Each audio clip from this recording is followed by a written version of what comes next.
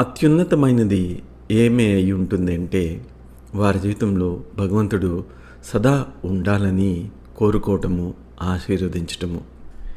ఎందుకంటే దైవం లేకుండా అనుగ్రహం అనేది జీవితంలో అసాధ్యము. మనకి సర్వసాధారణంగా ప్రతినిత్యము వాడే విషయాలు కొంతమందికి తమ జీవితాల్లో అది ఒక పెద్ద మహిమగా ఉంటుంది. మీకు నిరంతరము కరెంట్ సప్లై ఉంది. కొంతమందికి కరెంట్ లేకుండానే వారు జీవితాన్ని వెళ్ళబుచ్చేస్తూ ఉన్నారు. తాగేదానికి స్వచ్ఛమైన నీరుంది. మరికొంతమందికి అది అసాధ్యంగా కనిపిస్తూ ఉంది.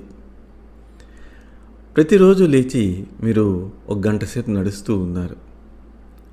ఐసీయూలో ఉన్న వ్యక్తికి లేవటమే పెద్ద మహిమ.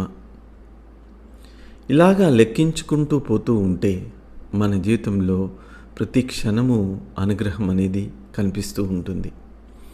మన జీవితాన్ని ఆస్వాదిస్తున్నాము, జీవిస్తున్నాము అంటే అది దైవానుగ్రహము వల్ల, ఎన్నో మహిమల వల్ల మనకి జరుగుతూ వస్తుంది.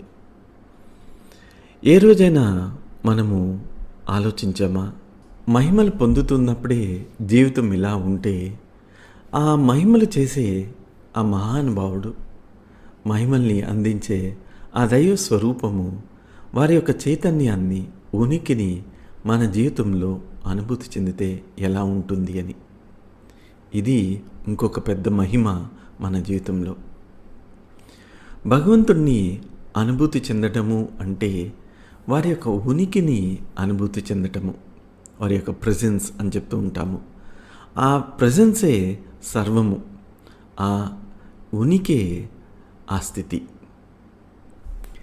భగవంతుని యొక్క చైతన్యము భక్తులకి ఎన్నో రూపాల్లో వ్యక్తమవుతూ ఉంటుంది.